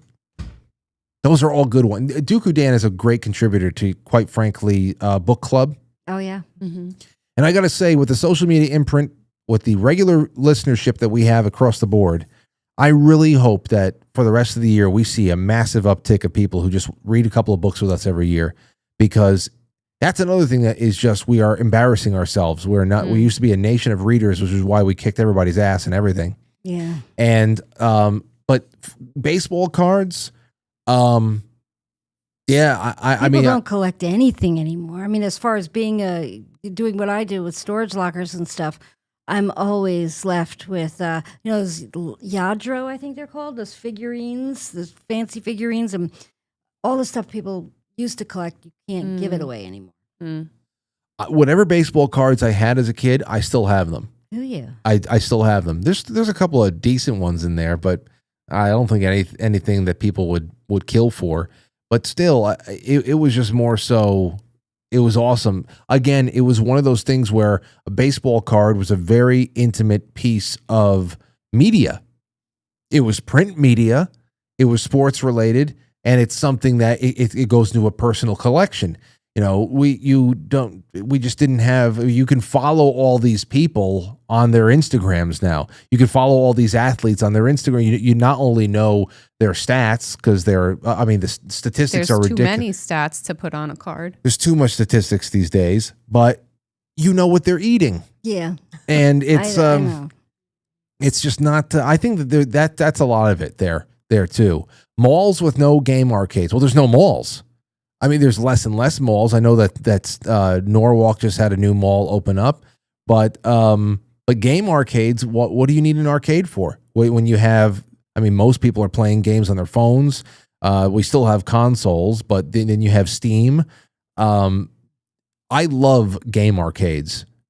I really do. In fact, did you guys see me and Aurora playing a little bit of Ninja Turtles the other day? Ninja Turtles. It was great. Hold on a second. Let me see if I can get in on this so I can show you guys something. Oh, of course. But what they did do with that one mall, while you get that pulled up in Stanford, they're putting a lot of like activities kinds of things in there. Yeah, Which they're is really strange changing to it me. up. Like they're putting gyms and Yeah, it's interesting because it's like they have a few of those kids play zones with the balls and the ladders and all that stuff.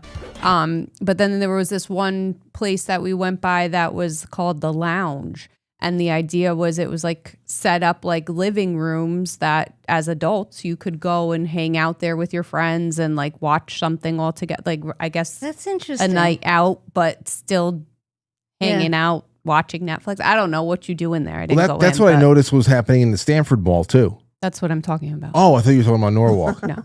Oh, okay. In my mall, they have a place you can rent it out, and it's just got like a state. It looks like a little mini nightclub. Little area you can rent out Do for a an birthday event, party or something like that. It's kind of cool. Speaking of arcades, here is me and Aurora and I, kicking butt the other day. Now this right here, this was Turtles in Time. I bought this. We were playing this. This came out in 1991, so I was 6 at the time. Okay. And she's playing it at 4 with me. I'm Raphael. She is Donatello. Let me see if I can hold on. Which is which? Wait a second. Actually, Raphael has the red. Okay. wait a second. Where the hell's my? Got the window capture. Okay, here we go. That's a little bit better. You can see the whole thing. Listen to this. Okay, so you use the square button to hit people. Okay, and then we move around with the. So every around time with this joystick. Every time that Donatello, the purple one, does anything, just know it's Aurora. Okay. Okay. See? All right, this way.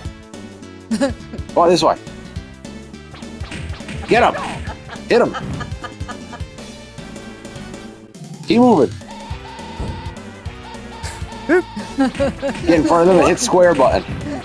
Hit the square button. There you go. There you go, yeah. Get him. Good job. Good job, Donatello. This way. This way. This way. Yeah, good. Follow me. Boom. Get him. Oh. There you go. Good job, Aurora. Whoa. Good job. You get off of Aurora. You'll hear her soon. All right, this way. Watch out for that ball. It's going to crush you. Ah, flattened you. Look at turtle pancake. Oh, no.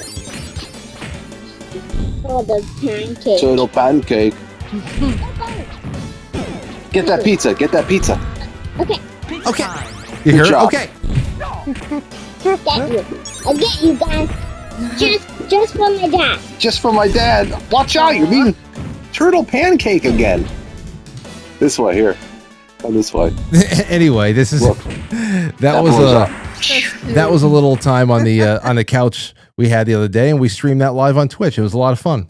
Yeah. A couple of people showed up. She loved it. She absolutely loved it, and she But did well. You just jump She on did Twitch great. anytime, and people show up because they see you're there. Is that how that goes? You know, it's I don't have a set schedule over there, and I just play random things. But whenever I go live, about 15 people at max will show up. And it's fun because, whatever they say in the chat room shows up on my television screen. So as they're chatting and I'm just either playing a baseball game or something else, we just all talk and have fun, especially if I lose. Oh, my gosh. The other night when I was playing baseball, it was bad. It was bad. I should actually, I think I might have, it was funny. Every time, and that's the thing here too, whenever I was getting upset about things, I was making myself laugh. I have to go back into, terrible things. Sometimes when it's really bad, I delete the episode right away. So it actually looks like my account is a lot more inactive than it is, but I'm ashamed of myself. That's my problem. Okay. Hold on. One more call. Let's get one in. 305. You're on the air. Go ahead. Hello, yeah. Hello. Oh, hey, is this Frankly? It is. Who's this? Yeah, okay, my name is Benita. I'm calling from Colorado. What's going on, Benita from Colorado? How are you? Yeah, we're talking about, thank you. Yeah, we're talking about bugs earlier, like fireflies. Yes. Like, I grew up with the fireflies, or lightning bugs. We actually called them lightning bugs. We do too. Yeah. But anyways, where I grew up, if you ever heard of this thing called shadflies. Oh, yeah. I got bit by one in the eye. What do they call shadflies? No, you didn't, because they don't bite. Really? Shadflies. They don't bite. I was told. No, but literally, where I grew up, seriously, they She told you. snow plows out to bring the snow plows to push them off the bridge over the Mississippi River between Illinois and Iowa. I grew up on the Illinois side. We had to buy anything on the Iowa side. So shadflies, they even celebrate shadfly days. But yeah, we had lightning bugs, and they only live, I don't know, like 24 hours or something, but it goes for like 3 days, shadfly days. And there's so many out of nowhere, and I don't know where they go, in the ground, something. And then you have to literally bring the snow plows out. Okay, so in like June. So and to push them. Did this all go off into away? the river. Are you saying that this all went away? This no longer happens? So is that No, it's annually. It's every year they celebrate in a rural community. There's nothing but corn, and you're on the Mississippi River. There's nothing. It's rural. And then so they actually have to bring the snow plows out each year and shovel them off over the bridge and let them fall down for all the catfish to eat or whatever in the Mississippi River for the shadflies. So every year, shadfly. You're saying shadflies. I'm trying to look to see what a shadfly looks like, but I see mayflies. And then shadflies. They look like they're just bait. yeah. I'm looking So they may have 10 different names, Oh. but where I come from, they Ooh. call them shadflies. And even the little tiny farm town next to my town, they have shadfly days. Got you. Yeah, we got that. And on those days, there's so many out there that they actually get the snow plows out and they just plow them over the bridge. A plow. Wow. I mean, this is northern Illinois. Well- That's what they keep saying is going to happen with locusts. Okay, so They keep saying that about the cicadas, but it never happens. Yeah, same thing. Yeah. That's right. The spot. They I get just do not have the names of my over insects the down. bridge. It goes from Illinois to Iowa. Okay, over we to got it. Mississippi. And they plow in like the summer, like June or something. And Okay. whatever shadfly days. Well, thank you. I don't live there anymore. You know but what? that's where I If grew you up. know anybody, if you can get any kind of footage from out there, I would love to see that. If there is any kind of footage of the shadfly day of them all getting snow plowed into the river, that would be wonderful. Because that sounds like it is You know what? I'll have to see if there's any of the kids that I grew up with because Please. I'm now 60. So if I can reach back to any of the kids where I grew up with and say, yo, take some video of that, of, Okay. That. All because, right. I mean, it was just That's good. unbelievable. I mean, you can't do your windshield wipers. You can't do anything. You're trying to get across the bridge. I know you can just add, you could just. And then they get the snowplows out. I know the snow plows come out. Thank you. Well, you can ask Jabba Chamberlain knows a lot about all of the terrible the midge problems you have out there in the Midwest. The Cleveland midges that came out during that Yankee Cleveland game and just completely swarmed over him. What? Oh, you don't remember that? Oh, I remember that. Oh God, that was in 2007. I looked him up. He's completely broke. You know that? No, I didn't know that. Not too long ago. Yeah. I don't know what made me do that. Well, I hope that he finds he gets to start coaching or something like that. Hold on, midge game Cleveland. Here you go. Considered to be a foreign substance. Look at this. Hold on. When the home plate umpire uses it, it's okay. They should have stopped the game. The game should have stopped. Here, watch. Wait. And then everything he's throwing is going away now. The whole game got away from him because he's crawling in these. Look, watch this. Hold on. Brilliant in the seventh. Oh, my goodness. And it was even worse. No, I couldn't. Take me out. I need to shower. Now they tell pitchers in the major leagues. Your nose. They tell them to take chains off of their necks and wristbands off. It might be a distraction to the batter, but you could be crawling with a plague, a plague, and here's a little DEET. Here's a DEET spray for you. It's a bullshit. So that 2017. Especially when you're sweaty. Oh no. Oh yeah. That was the end of Jabba Chamberlain too. Really, I mean, he was really at the height of his influence right there, and everything. I don't know. 2007. There's a lot of teams that should have done more than they did. Anyhow, it was really nice hanging out with you ladies tonight. You too, honey. And happy birthday. Thank you for thank you for all this. Thank you for the company. Thank you everybody at home. Hold on, there's a couple of super chats here still. Jay Britt says, enjoying your beautiful family, comfy show tonight. Thank you. Yes, it's good to have these breaks whenever you can because you know how we do. Pedal to the metal. Over on Quite Frankly Rumble. Is this the real life? Says happy birthday, Eve. Frank, thank you for all that you do from us or for us from the Aries sister 4-5. Good. God bless you and yours. Oh, so hey, is this the real life? I guess on April 5th. Happy birthday to you too. Jay Semo. Happy birthday, Frank. Enjoy. Thank you, Jay. Thank you. Browntail. It's been a while since I heard from Browntail, and what generosity. A little something for the legal fund from your birthday twin. Happy birthday to you, friend. Happy birthday. Thank you. Thank you so much. And you know what? Tomorrow night, Aurora, she's not in the room, so she doesn't know. But tomorrow night, I was surprised with a Yankee game. Hopefully, it's good weather and it's dry and all that stuff. First pitch is like around 7:00 or so. They've got good. I was able to stream live on Instagram from the World Series. You weren't able to do that a couple of years ago. Okay. You could not do anything like that in a sports stadium. So all that connectivity stuff is definitely been from our seats tomorrow. I'll make sure sometime around 7:00 or so I'll go live and say hi on YouTube. I can only do one thing at a time from the phone, so be on the lookout from YouTube.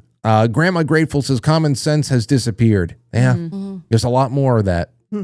Hey, would you blow me too? Says Frank. Don't worry about. Hold on. Hey, don't worry, Frank. Hold on. Wait.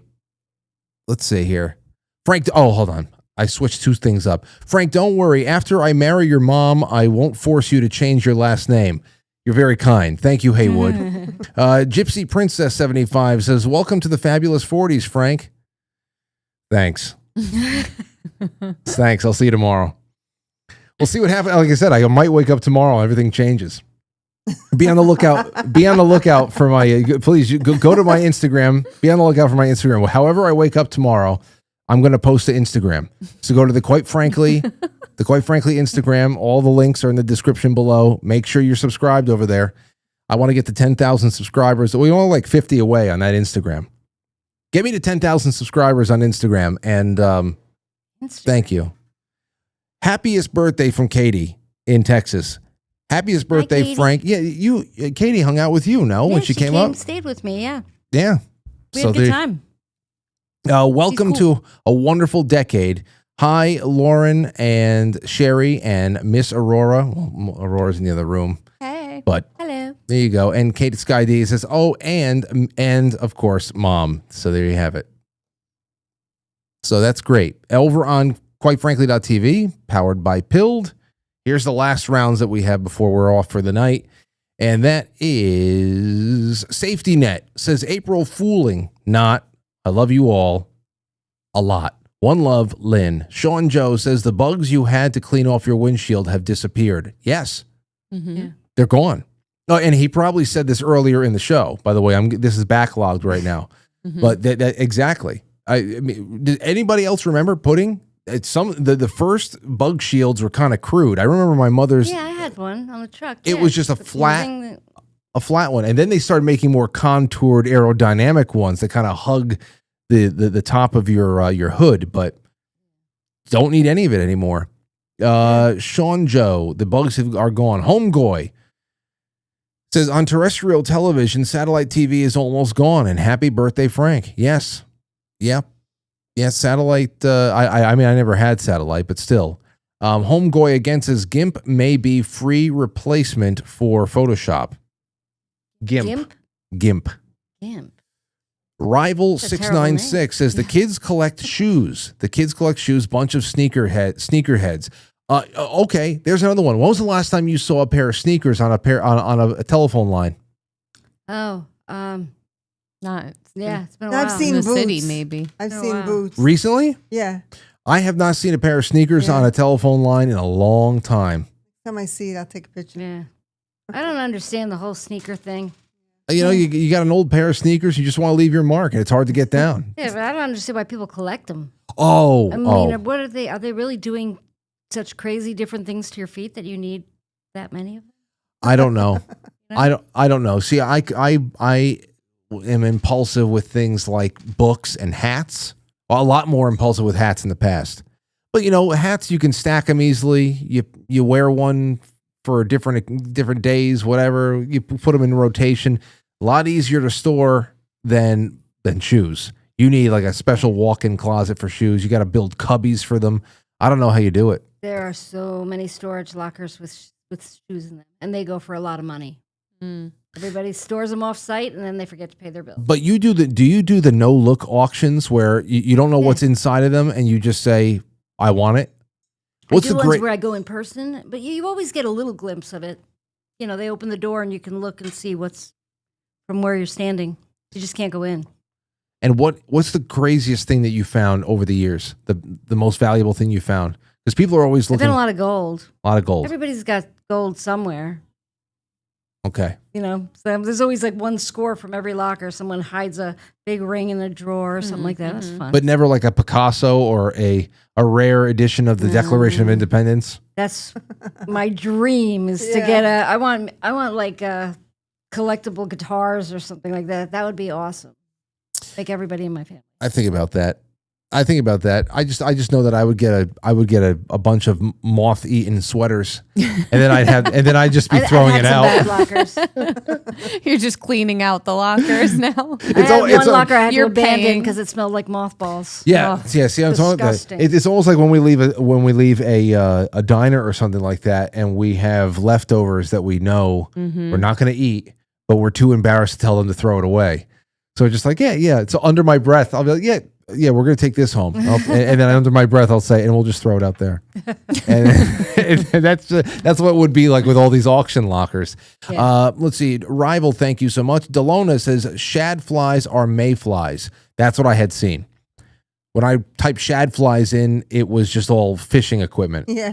Well, I got bitten by a fly that was bigger than a fly, looked like a triangle, and it bit me on the eye. It kind of did to me what your eye looked like. Was it a horse fly? I don't know. The doctor called it a shad fly. That's what my only reference for shad fly was that. Those horse flies bite, right? Yeah, maybe it was.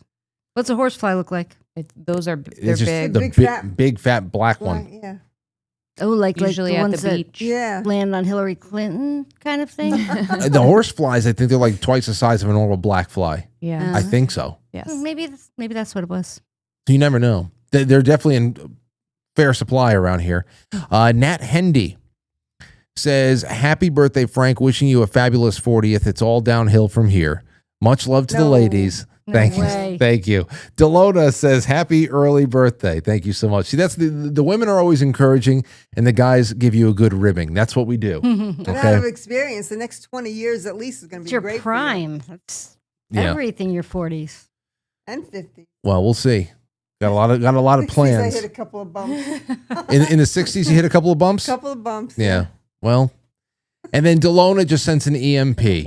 I really thank you so much, Delona. You're wonderful. Everybody out there is wonderful. I thank you. Grimbold72 says, great to see the family. Trust in government institutions and mainstream media has gone away. Yeah, there are positive things that have happened over the last 10 years that I would say are good. It goes into our first caller, Brian. It goes into what he says.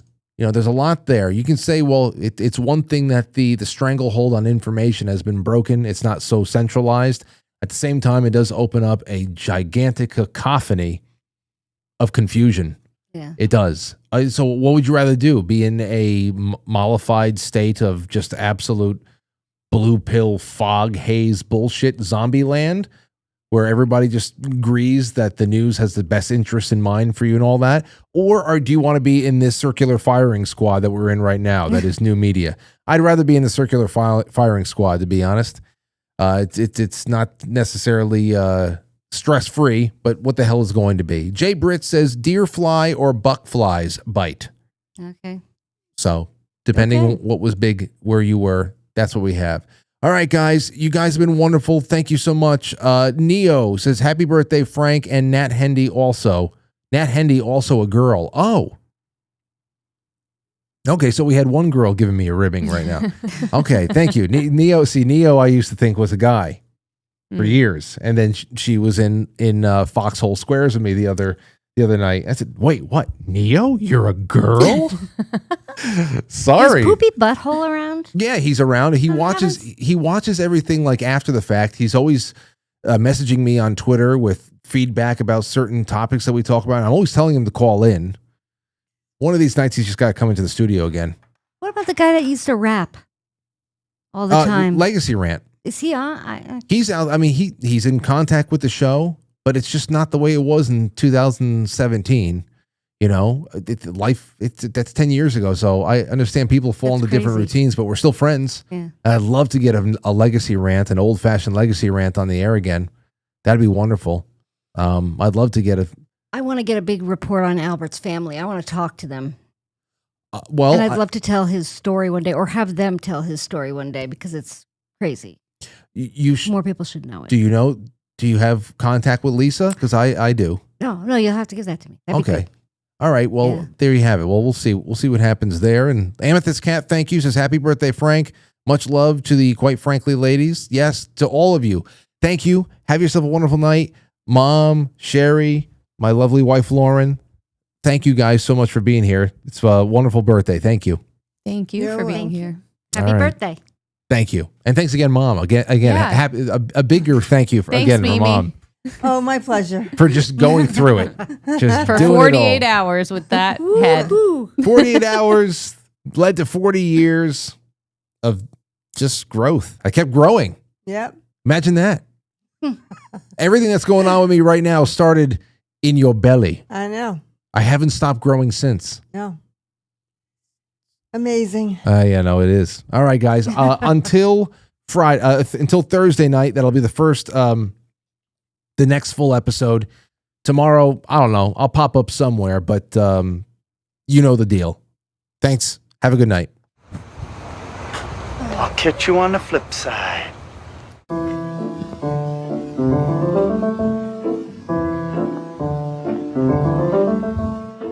Quite Frankly is filmed before a live studio audience, and now our super chatters are starting over there on Rumble with our Rumble ranters.